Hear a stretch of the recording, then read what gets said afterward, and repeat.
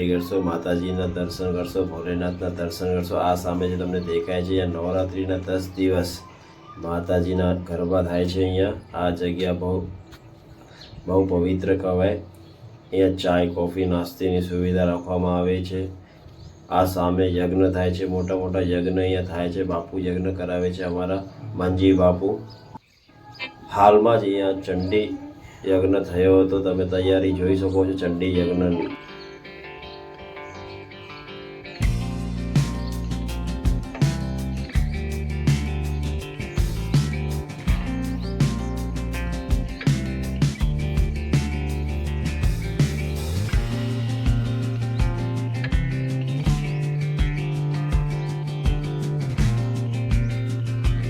આ મંદિર માતાજી આશાપુરાનું મંદિર છે, જે આશાપુરામાં કચ્છ ધણિયાની આશાપુરામાં કહેવાય છે. આ મંદિર એમનું છે.